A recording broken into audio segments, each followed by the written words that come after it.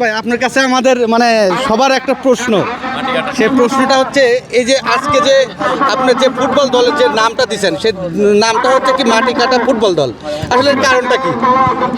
কারণটা কিছুই না ভাই, এটা একটা ধরেন মানে আমরা তো ভাবছিলাম যে এরকম টিমের নাম বা এরকম গ্রাম বা কোনো কিছুই নাই, পরে দেখি যে আপনার রাজশাহীতে একটা মাটি কাটা আদর্শ উচ্চ বিদ্যালয় আছে, মানে এই নামটা দেওয়ার আগে তো তখন ভাবলাম যে আর কি এরকম একটা নাম দিয়ে আমরা একটা টিম গঠন করব।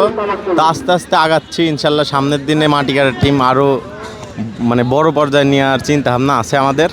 এটা আমরা সব প্লেয়ার মিলেই এটা আমাদের মানে আর কি রাজশাহীর মধ্যেই আমরা শুরু করছি। দেখি এই বছর তো ভোট টোট আছে, এই জন্যে খেলা টেলা একটু অফ হয়ে যাবে। সামনের বছর ইনশাল্লাহ আমরা মাটি কাটা টিম সুন্দরভাবে একটা সুন্দর টিম গঠন করব এবং দর্শকদের ভালো ফুটবল উপহার দিব।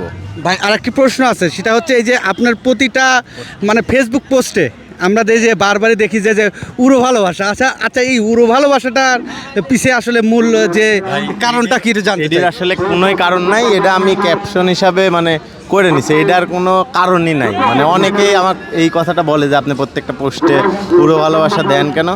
এইটা মানে আমি আর কি উড়ো ভালোবাসা ধরেন সবাক বলা যায়, এরা সবাই ভালোবাসার মানে মানুষ, উড়ে উড়ে যে ভালোবাসা সবার কাছে যায়। এটা একটা নামটাও ধরেন একটু অন্যরকম হয়ে গেছে।